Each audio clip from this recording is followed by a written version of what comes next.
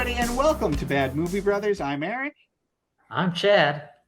and this time we watched Rudolph the Red-Nosed Reindeer and the Island of Misfit Toys. Did you know about this movie? I did know about this movie. This is a movie. So for everybody who has not heard about this movie, in the year, I believe 2000 and it's either 2001 or 2005. Somebody got a hold of the Rudolph the Red-Nosed Reindeer license or whatever from the old TV Christmas special and made a new computer-generated animated movie of it that I think was largely made so they could release merchandise.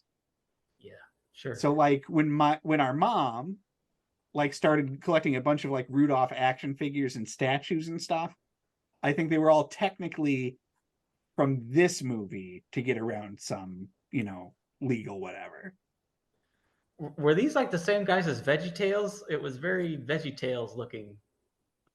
It might have been. It might have been. The animation is very bad. Yeah. It is very bad. The TV special has all that charming stop motion animation, and this is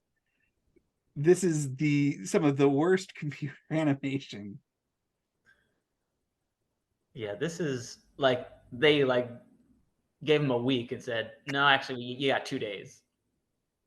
Well, it looks like an animatic. Like when you like watch on a DVD where they've like pre-visualized the fight scene or whatever. So It looks like they started making the movie and then they just stopped with like 5 weeks of rendering left to do. Yeah, well, you know what? But the good news is they introduced new characters into the whole world. So now you got all the different people you ever could imagine. Oh, and such memorable characters too. I mean, first off, all of the characters that you know and love are back.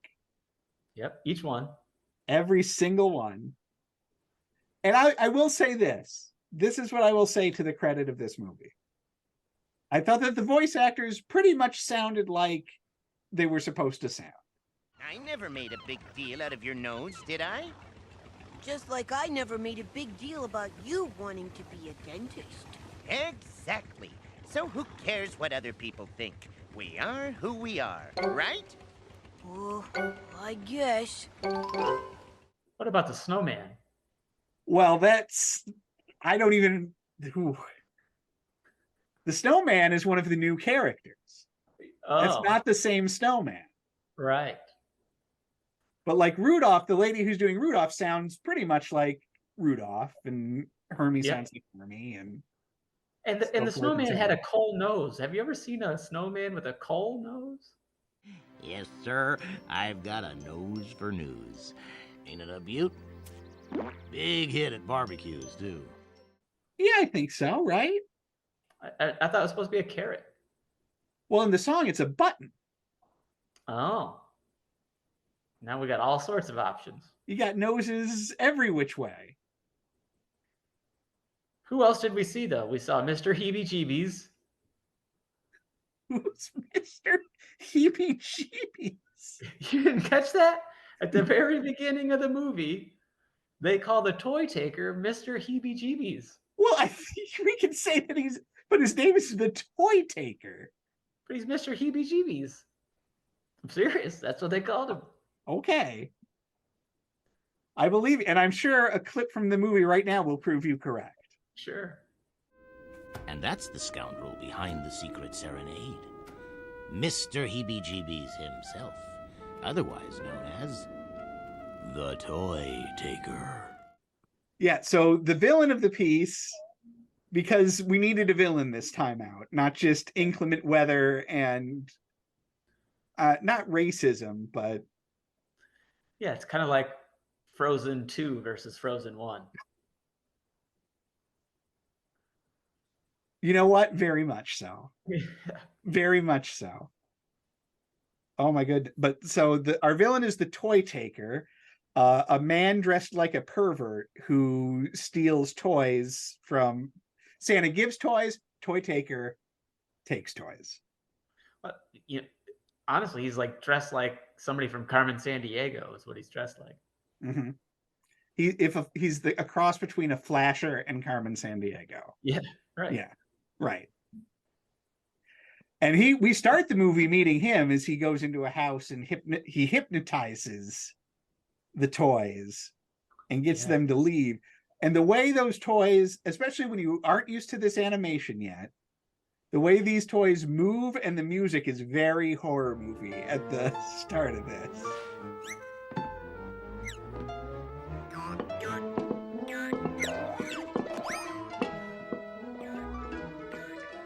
Why, look at them. They're in the deepest of spellbound trances.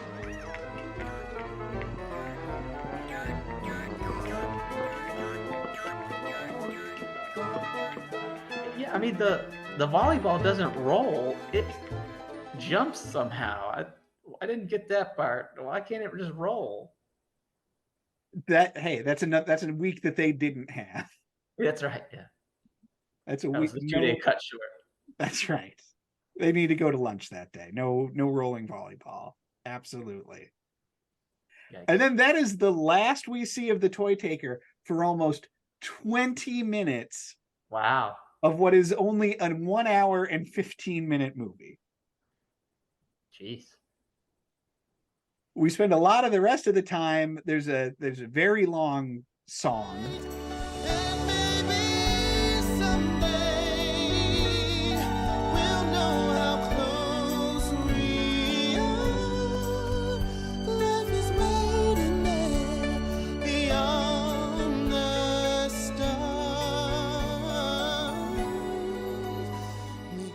We also learned that Rudolph, in addition to being able to light up his nose, that he can shoot lasers out of it. Yeah, but they make fun of him basically they call him Disco Ball, right? No, they're trying to get him to light up the disco ball. Yeah, got it. Come on, champ. Let's see the trick with the disco ball. Right?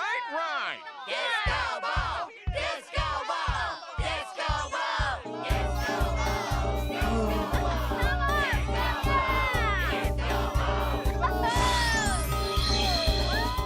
Right. Which launches the movie's main subplot, which is that after a whole TV special about being proud of who you are and not making fun of people for being differently abled, now Rudolph has reverted to he hates the nose because now he's too famous. Correct. Which does involve a creepy groupie deer that tries to get Rudolph's autograph. I thought it was a child. Still. Okay. Mr. Rudolph, sir? May I have your autograph?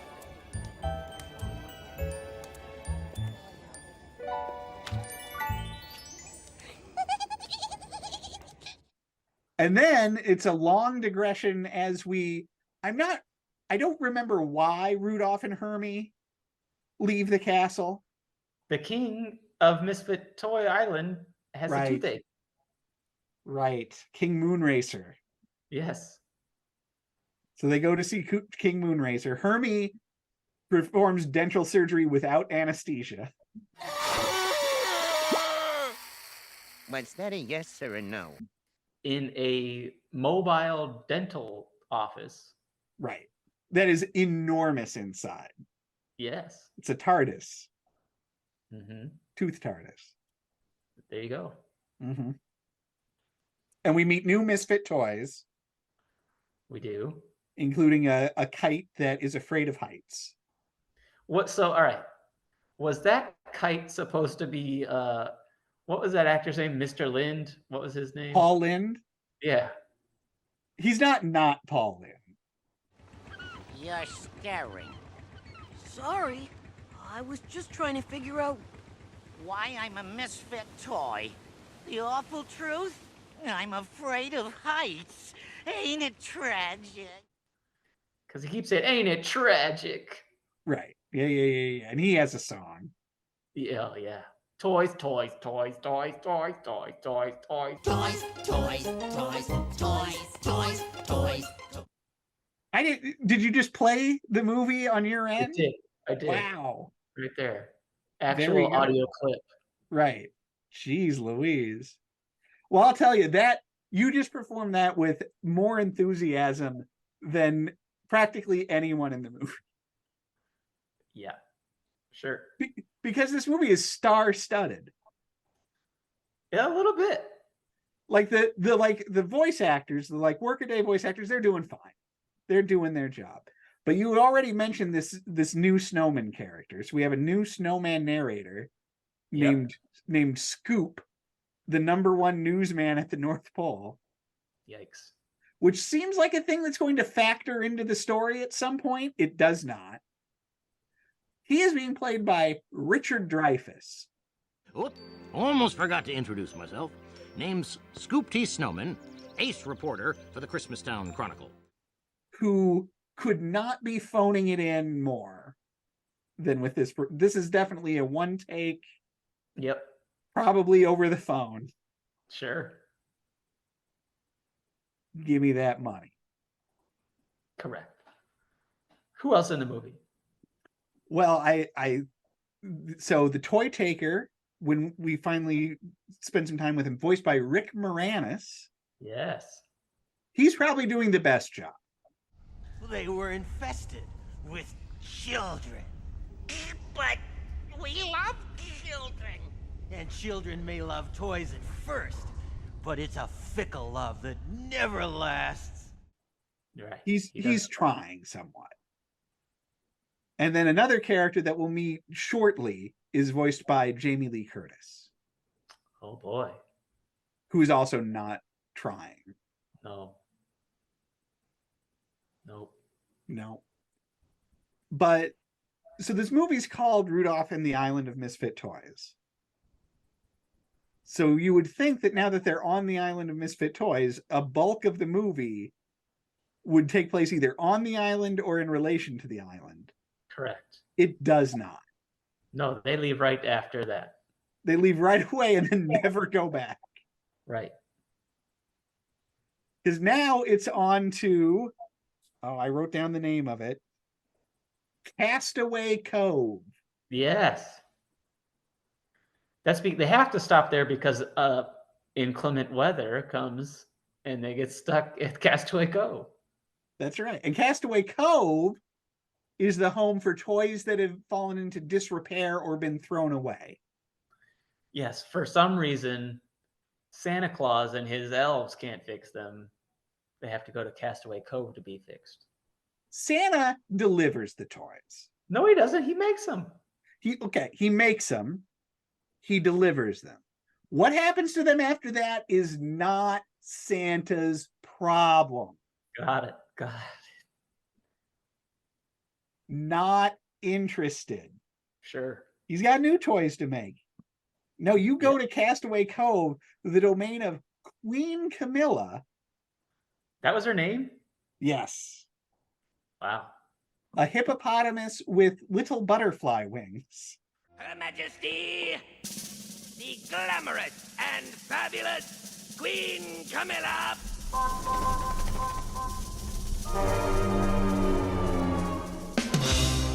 Hello, darlings. Hi. Hello there. Enough banter! Why you trespass on Castaway Cove? But that's Jamie Lee Curtis, for some reason doing almost a Russian accent. Yeah, I didn't get that. I don't want to say doing her best Natasha, but doing a Natasha. Sure. Anne. Mm-hmm. Mm-hmm. Mm-hmm. And she offers to perform. She also has a song. Yeah. Which Jamie Lee Curtis does not sing. No, that was somebody else. Hey, toys, if you get busted, come here. I'll make it right. My glue, it can be trusted, makes you stick around all night. A little varnish here, a little garnish there, a little clip, clip, clip to swap your hair, a little dab of paint applied with loving care, and I'll repair your savoir-faire. If there's a boo-boo on your choo-choo train, we'll make the woo-woo-woo-woo whistle again. We can fix it all, we do it every day. So rock on, toys, just let the band play. Go! And after performing the song, she offers to perform plastic surgery on Rudolph. Yes, give him a new nose. That's right. Before, after. Fabulous, no? Oh, it's the nose I've always dreamed of. Didn't he learn that in the first movie? Didn't he try to cover it up in the first movie? Exactly. He had that like little cap that went on it. Yeah. Yeah. That's the thing. The whole first movie is about love who you are, love each other for your differences. And this movie's like, forget all of that. Yeah, no. No, he's a freak. He's a dirty freak. That's right. Mm-hmm. Well, I mean, now he shoots lasers. Like, you know, things have changed. Right. Well, now he's a national security risk. Right. Yeah. That's right. And then they don't stay there very long either. No, they go back to the North Pole because the toy taker has been and gone and taken all of the toys from the North Pole. Right. So we're this far into it before any kind of a plot gets into action. Yep. And the way he takes them is he uses this huge blimp with a vacuum, I guess, Mm-hmm. and sucks them up into the blimp. And then, but when you get up in the blimp, there's only like ever 3 or 4 toys in there. I don't know where they go. Yes, that's another failure of the animation. Yeah. Is that anytime there's a grouping of these theoretically hundreds, if not thousands, of toys that he's taken, you maybe get to see 5. Right. Because it's cheap. It's absolutely cheap. I feel like this was sold at like Walgreens. Oh, yeah. It had to have been. Yeah. Still on VHS, though. Oh, yeah. Yeah. Now, Chad, so in a little bit, we're going to have to get into, there's a few details from this movie that are pretty stiffly cribbed from Toy Story. Uh-huh. What do you think this movie's relationship is to Toy Story? What is its relationship to Toy Story? In terms of age. Age. Oh, this is 10 years at least after Toy Story. Yeah. Toy Story looks 100 times better. Yeah. Well, they had 100 times longer to make it. Yeah. Well, a couple of times though, I was watching this and I would get into the trap of thinking, oh, they did this before Toy Story. No, they did not. This is much newer. Honestly, some of the stuff in here made me think like the guys from South Park made this just on a whim, because it's like almost on the level of one of their farces that they make, but it isn't.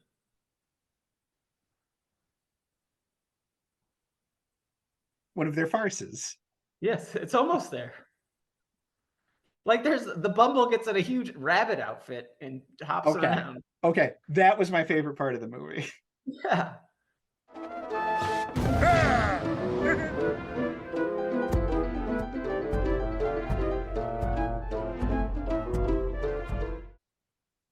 Because Rudolph and et al. Eventually decide that the way to stop the toy taker is to disguise themselves as toys. Right. And get taken. Rudolph, Clarice, which Clarice at least gets some stuff to do in this one. Uh-huh. So bully for her. They just put little wind-up things on their back, so they look like wind-up toys. Right. Hermie dresses like a giant tooth. Yep. Yukon Cornelius, ballerina. But yes, the Bumble, big damn rabbit. Yep. Not that I actually laughed at. Probably the only time in this whole movie. Yeah, don't blame you. It's one of the longest hour and 15 minutes you'll ever see. Yeah, you may not have laughed much, but did you cry? I did not. You didn't Did get you close? cry? No. Okay. Mom would cry. Yeah, sure. Yeah. So now they get sucked up into the toy taker Zeppelin. Yep. There's a brief fight. And from there, somehow we get from the Zeppelin to Yukon Cornelius's mine, Yeah, Peppermint Mine. and a long chase sequence through the Peppermint Mine. Yeah, I didn't understand how we got there either, but I just went with it. But once they're in the mine, Santa shows up. Yep. He can finally be bothered to get involved. Yep. And then we get the biggest theft from Toy Story that has ever taken place right then and there when we unveiled the toy taker. Yes, he wasn't a flasher. Indeed, he was a teddy bear. On stilts.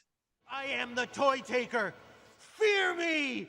Blah, blah. But you're just a teddy bear on stilts. Won't anyone fear me? Mr. Cuddles the teddy bear. Poor Mr. Cuddles had been left behind by his owner. Thrown away, like actively thrown in the garbage. That's right. From the bed to a chair to a closet, and I knew it must be the end. I stayed for years in a cardboard box till one day the garbage man came. They threw me out, yes, they threw me out without any reason or rhyme. And even though this movie posits a fate for him, which is, well, then you just go to Castaway Cove. Yep. And you start the cycle over again. He instead decided to become a toy taker. Yep. Take Yeah, but children. he was making his own Castaway Cove, wasn't he? I don't know where he was taking the toys. Well, didn't he sing a song about he was going to take care of them? Something like that. And it was the best song in the movie. Yeah. But it also did not stick in my head at all. No. Also not sung by Rick Moranis. But I'm a heck of a guy. I'll treat you with respect until my face turns blue. And yes, I am filled with finesse. The toy taker, who else will take care of you? And Rick, I'll say this, Rick gives some pathos to the Mr. Cuddles Yep. origin story, but it is just an even darker version of Jesse's story Right. from Toy Story 2. Correct. I think it might predate Lotso the Bear in Toy Story 3. Yeah, well, it definitely does. Yeah. But it is just the abandoned toy story. Yes, indeed. And pretty much once he says his whole deal, everybody's like, well, chill out, dude. We'll take you to Queen Camilla. Well, and Santa's like, hey, actually, you know what? Your owner's looking for you. Right. So no Which, problem. how does Santa know? He knows all the good boys and girls. Mr. Cuddles, while it's true that many children outgrow their toys, I happen to know that your boy's been looking for you. He has? Really? I'll gladly take you home to him. So yeah, so they fix him up and drop him off with his owner's daughter and bing bam boom. So that's Rudolph, huh? Yeah. Shocking, isn't it, that this didn't become a yearly television staple? It is longer than the original Rudolph. Okay. It's got like a good 30 minutes. Wow. So much less happens. Yes. It's very uninteresting.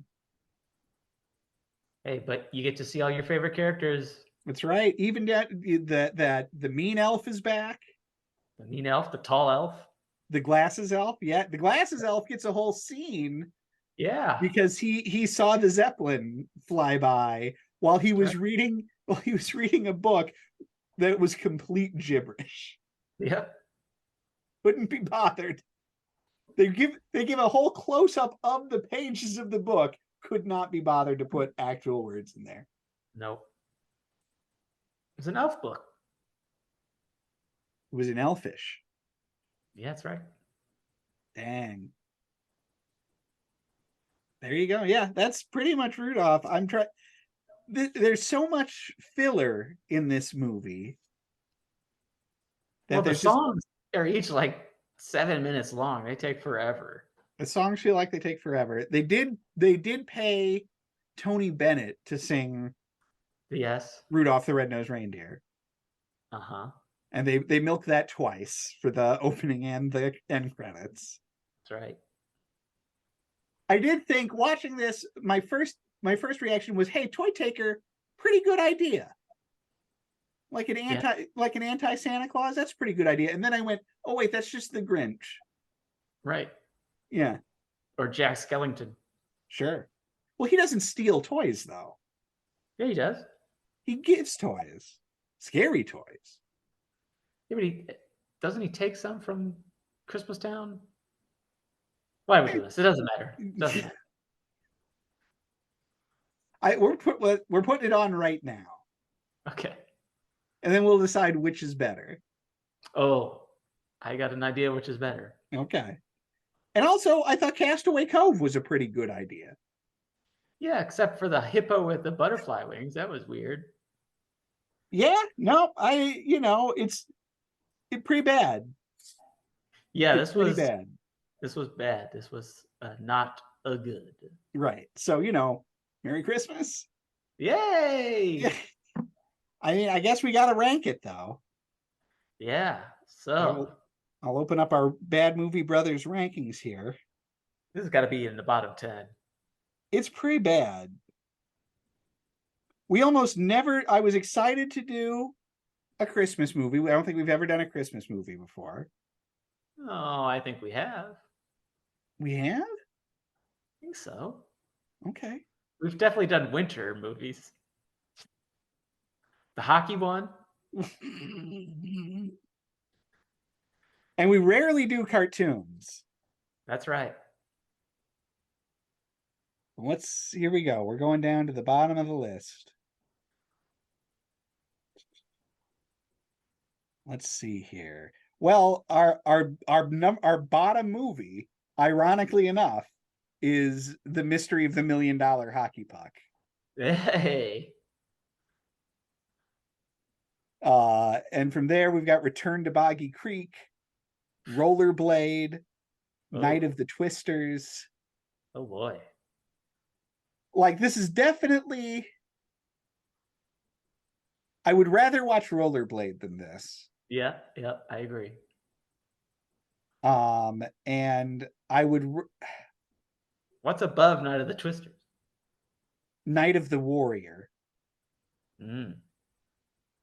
And then Hounds of Notre Dame, a movie that I regularly get attacked for on YouTube.